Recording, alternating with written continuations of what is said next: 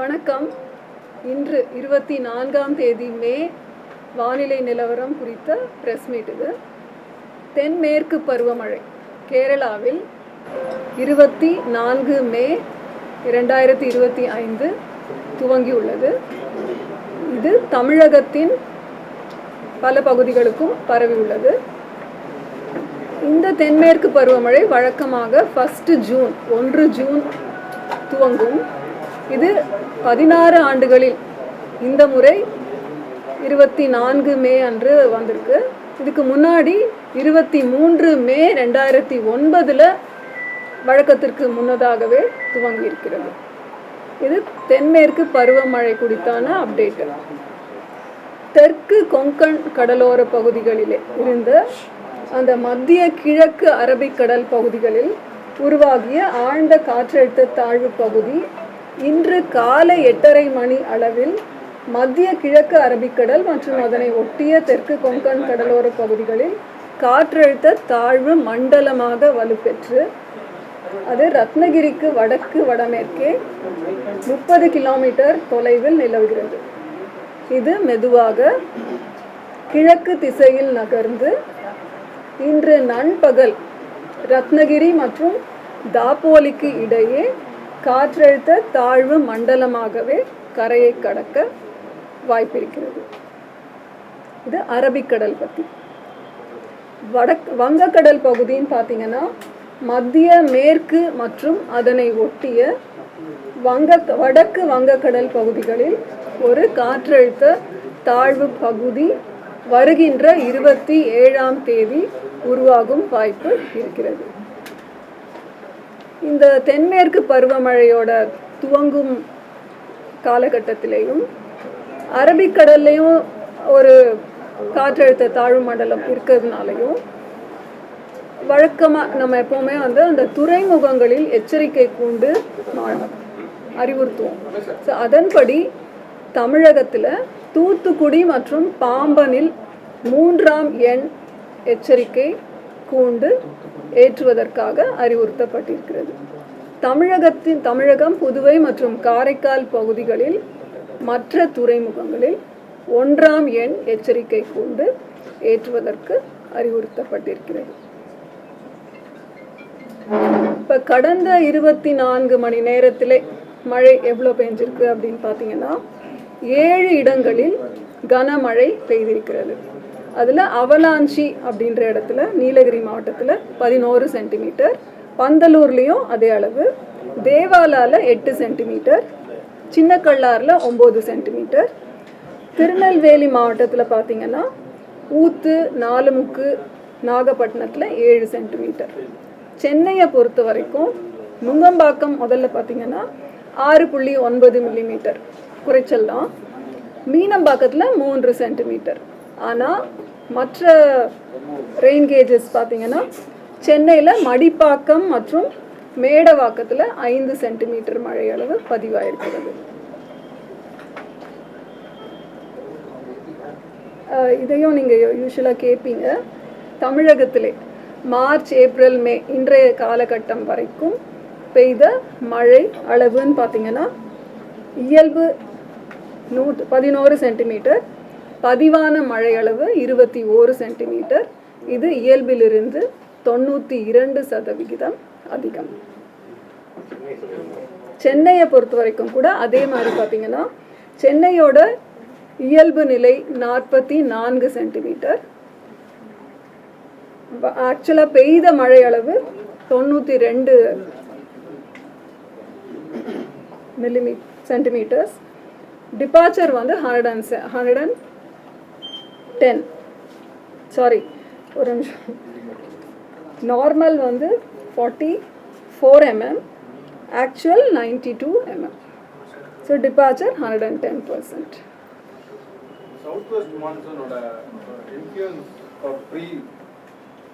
South west மான்சூனோட 9 நாட்கள் முன்னாடியே வந்தது. இதனால வடகிழக்கு பருவமழையும் முன்கூட்டியே வரதுக்கான வாய்ப்பு இருக்கா? இப்போ தென்மேற்கு பருவமழைன்னு பார்த்தீங்கன்னா நம்ம அனௌன்ஸ் பண்ணுறது சில க்ரைட்டீரியா இருக்குது. கேரளாவிலே ஒரு 14 ஸ்டேஷன்ஸில் மழை பெய்யறத வச்சும் ஒரு பர்சன்டேஜ் நம்ம கணிக்கிறோம். அதே மாதிரி வளிமண்டல மேலடுக்குகளில் நிலவும் காற்றின் வேகம் மற்றும் திசை எந்த அளவுக்கு ஸ்ட்ராங்காக இருக்குது அப்படின்றத பொறுத்தும் நம்ம சொல்கிறோம்.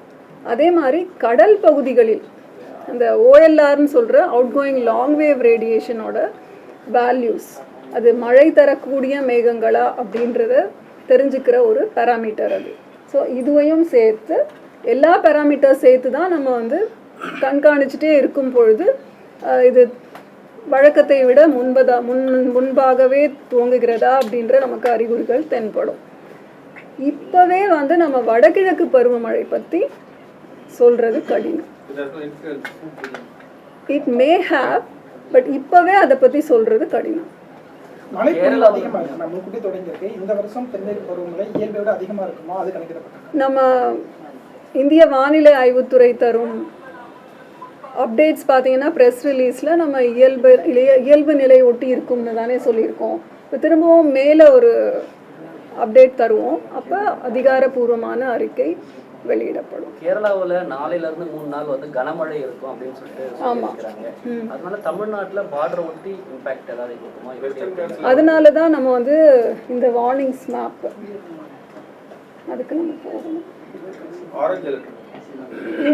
இன்று வந்து கோயம்புத்தூர், திருநெல்வேலி மாவட்டங்களின் மலைப்பகுதிகள், நீலகிரி மற்றும் தென்காசி மாவட்டங்களின் ஓரிரு இடங்களில் கன முதல் மிக கனமழையும், திருப்பூர், திண்டுக்கல், தேனி மற்றும் கன்னியாகுமரி மாவட்டங்களில் ஓரிரு இடங்களிலும் கனமழை பெய்ய வாய்ப்புள்ளது. This is for today.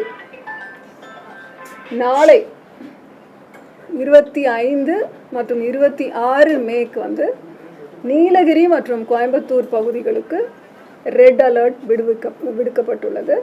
அதாவது கோயம்புத்தூர் மாவட்டத்தின் மலைப்பகுதிகள் மற்றும் நீலகிரி மாவட்டத்தின் ஓரிரு இடங்களில் கன முதல் அதி கனமழை பெய்யும் வாய்ப்பு. திருநெல்வேலி மாவட்டத்தின் மலைப்பகுதிகள், தேனி, தென்காசி மற்றும் கன்னியாகுமரி மாவட்டங்களில் ஓரிரு இடங்களில் கன முதல் மிக கனமழையும், திருப்பூர் மற்றும் திண்டுக்கல் மாவட்டங்களில் ஓரிரு இடங்களில் கனமழையும் பெய்ய வாய்ப்புள்ளது. ஒரு நிமிஷம், எல்லாமே முடிச்சுடுறேன். கனமழை எச்சரிக்கை 26ஆம் தேதி முன்பே குறிப்பிட்ட மாதிரி நீலகிரி மற்றும் கோயம்புத்தூர் மலைப்பகுதிகளுக்கு ரெட் அலர்ட். மற்ற மாவட்டங்கள் திருநெல்வேலி மாவட்டத்தின் மலைப்பகுதிகள், தேனி, தென்காசி மற்றும் கன்னியாகுமரி மாவட்டங்களில் ஓரிரு இடங்களில் கன முதல் மிக கனமழை, திருப்பூர் மற்றும் திண்டுக்கலுக்கு ஓரிரு இடங்களில் கனமழை. 27ஆம் தேதி ஆரஞ்சு அலர்ட் ஃபார் கோயம்புத்தூர் மாவட்டத்தின் மலைப்பகுதிகள் மற்றும் நீலகிரி மாவட்டத்தின் ஓரிரு இடங்கள். 28ஆம் தேதி மஞ்சள் watch alert. That is Coimbatore மாவட்டத்தின் மலைப்பகுதிகள், நீலகிரி, திருப்பூர், தேனி மற்றும் திண்டுக்கல் மாவட்டங்கள். ஸோ இது கனமழை குறித்த எச்சரிக்கை. அடுத்து என்ன கேட்டீங்க? ஃபிஷர்மேன் மீனவர்களுக்கான எச்சரிக்கை. தமிழக கடலோர பகுதிகளில் 24லேருந்து 28 வரைக்கும் தென் தமிழக கடலோர பகுதிகள், மன்னார் வளைகுடா மற்றும் குமரிக்கடல் பகுதிகளில் சூறாவளி காற்று மணிக்கு 35லேருந்து 55 கிலோமீட்டர் வேகத்தில் வீசக்கூடும். இது தமிழக கடலோர பகுதி. வங்கக்கடல் பகுதின்னு பார்த்தீங்கன்னா ஆந்திர கடலோர பகுதிகள் மற்றும் அதனை ஒட்டிய மத்திய வங்கக்கடல் பகுதி, அந்தமான் கடல் பகுதிகள், இங்கேயும் அதே மாதிரி சூறாவளி காற்று வீசக்கூடும். அரபிக்கடல் பகுதிகளுக்கு 24லிருந்து 28 மே வரைக்கும் மீனவர்கள் செல்ல வேண்டாம் என்று அறிவுறுத்தப்பட்டிருக்கிறார்கள். இதன் காரணமாக துறைமுக எச்சரிக்கை அண்ட் தென்மேற்கு பருவமழையின் காற்றின் வேகத்தினாலையும் சூறாவளி காற்று வீசும் வாய்ப்பு இருக்கிறதுனால இந்த துறைமுகங்களில், தூத்துக்குடி மற்றும் பாம்பன் துறைமுகங்களில் 3ஆம் எண் எச்சரிக்கை கூண்டு ஏற்றுவதற்கு அறிவுறுத்தப்பட்டிருக்கிறது. தமிழகம், புதுவை மற்றும் காரைக்கால் பகுதிகளின் மற்ற துறைமுகங்களுக்கு 1ஆம் எண் எச்சரிக்கை கூண்டு ஏற்றுவதற்கு அறிவுறுத்தப்பட்டிருக்கிறது. மேடம், லாங் ஃபார்காஸ்ட்டை பொறுத்த வரைக்கும் இப்போ வரைக்கும் நமக்கு வெஸ்டர்ன் காட்ஸில் இருக்க சுற்றி இருக்கிற டிஸ்ட்ரிக்ட் இப்போ மட்டும்தான் மழை பெய்யுது. அதை தாண்டி அந்த மற்ற இடங்கள்லையும் லேசானது முதல் மிதமான மழை பெய்து கொண்டிருக்கிறது. நம்மளுடைய உள் மாவட்டங்களில் வர வரைக்கும் அந்த விருதுநகரோ இல்லை மதுரையோ அதை ஒட்டி இருக்கு வெஸ்டர்ன் காட்ஸை ஒட்டி இருக்கிற அந்த உள் மாவட்டங்களில் மழை பெய்யறதுக்கு வாய்ப்பு இருக்கா? சென்னையில் வந்து நேற்று நைட்டு ஒரு பெரிய மழை பெஞ்சிருக்கு. பெரிய மழைன்னா மிதமான மழை மழை பெய்ஞ்சிருக்கு. அதுக்கு வந்து என்ன மாதிரி காரணமான இது சென்னையில் எப்படி இருக்கும் அடுத்த 2-3 நாளுக்கு? சென்னையை பொறுத்த வரைக்கும் நம்ம அறிவிப்பு 2 நாட்களுக்கு தரோம். வானம் ஓரளவு மேகமூட்டத்துடன் காணப்படும். நகரின் ஒரு சில பகுதிகளில் இடி மின்னலுடன் கூடிய லேசானது முதல் மிதமான மழைக்கான வாய்ப்புள்ளது. வெப்பநிலை 36, அதிகபட்ச வெப்பநிலை 36 to 37 டிகிரி செல்சியஸ், குறைந்தபட்ச வெப்பநிலை 26 டிகிரி செல்சியஸை ஒட்டி இருக்கும். இன்று நாளைக்கும் ரொம்ப பெருசாக மாற்றம் இல்லை. வானம் அதே மாதிரி மேகமூட்டத்துடன் ஒரு சில பகுதிகளில் இடி மின்னலுடன் கூடிய லேசானது முதல் மிதமான மழை பெய்ய வாய்ப்புள்ளது. அதிகபட்ச வெப்பநிலை 35 டிகிரி செல்சியஸை ஒட்டியும் குறைந்தபட்ச வெப்பநிலை 26 டிகிரி செல்சியஸை ஒட்டியும் இருக்கக்கூடும். தென்மேற்கு பருவமழை இன்னும் ஒரு சில இடங்கள்ல தொடங்காம இருக்கு. அந்த இடங்கள்ல எப்போது தொடங்கும்? அதாவது இந்த மேப் பார்த்தீங்கன்னா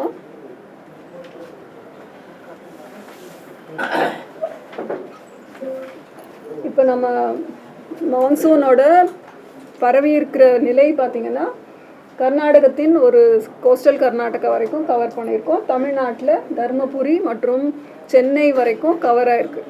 சில இடங்களில் குறைவான மழை பெய்திருக்கு, 2 millimeters அந்த மாதிரிலாம் பெய்திருக்கு. பட் நம்ம இது வரைக்கும் மழை பெய்ததுனால தமிழ்நாடு நீலகிரி மாவட்டத்தில் அந்த ஏரியாவில் ஒரு பரவலாக ஒரு மழை பெய்த காரணத்தினால மான்சூன் அந்த கர்வ், அட்வான்ஸ்மெண்ட் கர்வ் நம்ம அது வரைக்கும் எடுத்துகிட்டு போயிருக்கோம். இன்னும் நிறைய இருக்கு இல்லையா? It will rain. Nilgiri, Coimbatore மாவட்டங்களுக்கு அடுத்த 2 நாட்களுக்கு அதிக கனமழைக்கான எச்சரிக்கை கொடுக்கப்பட்டிருக்குது. காற்றினுடைய வேகம் அப்படிங்கிறது அந்த பகுதியில் எப்படி இருக்கும்? குறிப்பாக வந்துட்டு அதிக கனமழை அப்படிங்கும்போது வந்துட்டு இதுக்கு முன்பும் வந்துட்டு அதிக கனமழை அந்த பகுதியில் வந்துட்டு இருந்திருக்குமா? கடந்த ஆண்டுகளை ஒப்பிடும்போது இருந்திருக்கும். இப்போ கையில் என்கிட்ட இப்போ அந்த தரவுகள் இல்லை. கடந்த ஆண்டு கிளவுட் பர்ஸ்ட் அப்படின்னு ரெக்கார்ட் எடுத்தாரு நீலகிரி டிஸ்ட்ரிக்ட். இந்த ஆண்டுக்கு கிளவுட் அதெல்லாம் உடனே வருமானது இப்போ சொல்ல முடியாது. கிளவுட் பர்ஸ்ட் டெஃபினிஷன் இருக்கு இல்லையா? 100 millimeters per hour, 1 மணி நேரத்தில் 10 சென்டிமீட்டர் மழை பெய்தால் அது கிளவுட் பர்ஸ்ட்னு சொல்லுவோம். பைட் முடிஞ்சிருச்சு, அவ்வளோதானே. ஒரே ஒரு கிளாரிஃபிகேஷன் மட்டும். இப்போ சென்னை கரெக்டாக millimeter. Chennai 92 millimeter, 9 centimeter. நார்மலாக 44 millimeter. சென்னை பத்தி கேட்டீங்க இல்லையா? சென்னை வந்து சின்ன ரெக்வெஸ்ட் மேடம், வாய்ஸ் ரொம்ப லோவா இருக்குது. சரி, இதோட கொஞ்சம் ஃப்ரண்ட்ல வாங்க மேடம். திரும்ப சொல்லணுமா? சென்னை மட்டும் சொல்லிடுங்க. அதனால சென்னையோட பருவமழை குறித்து கேட்டீங்க. என்னோட வாய்ஸ் கொஞ்சம் ஃபீபிளாக தான் இருக்கும். நீங்கள் கொஞ்சம் அமைதி காத்தால் இல்லை கொஞ்சம் நல்லபடியாக கேட்கலாம். ஸோ சென்னை, தமிழகம், புதுவை, காரைக்கால் பகுதிகளுக்கான பருவமழை குறித்து கேட்டீங்க. அது முன்னாடியே சொல்லியிருக்கேன். இயல்பிலிருந்து 92% அதிகம்னு சொல்லியிருந்தேன். சென்னையை பொறுத்த வரைக்கும் அதே மார்ச், ஏப்ரல், மேக்கான இன்று வரை பதிவான மழை அளவு 92 மில்லிமீட்டர். நார்மல் இயல்பு நிலை அப்படின்னா அது 44 மில்லிமீட்டர். டிபார்ச்சர்னு சொன்னோம்னா +110%. பைட்டு அதோட முடிஞ்சு.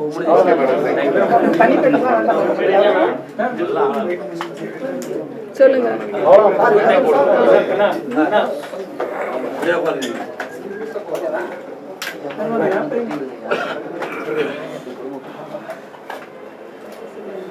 ஓகே, நன்றி.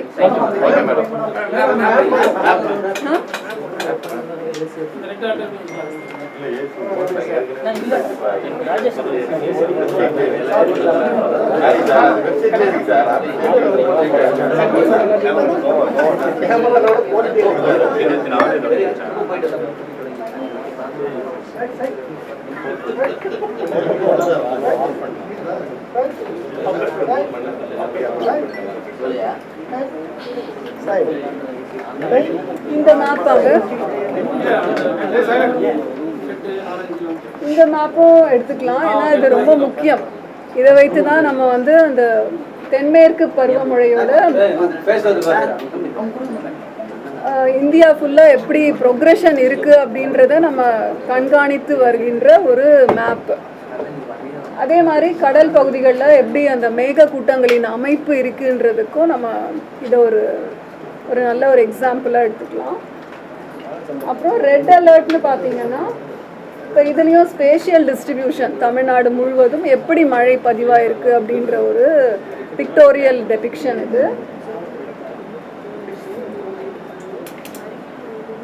25 மற்றும் 26க்கு மட்டும்தான், அதாவது கேரள பகுதிகளை ஒட்டிய மலைப்பகுதிகளாக இது இருக்கிறதுனால அந்த தாக்கம் இங்கே இருக்கும் அப்படின்ற ஒரு எதிர்பார்ப்பு. மற்றும் டோப்போகிராஃபி பார்த்தாலும் வெஸ்டர்ன் காட்ஸ் ஏரியாஸ்க்கு நம்ம வந்து அந்த நீலகிரி மற்றும் கோயம்புத்தூர் மாவட்டங்களின் மலைப்பகுதிகளுக்கு ரெட் அலர்ட் கொடுத்துருக்கோம்.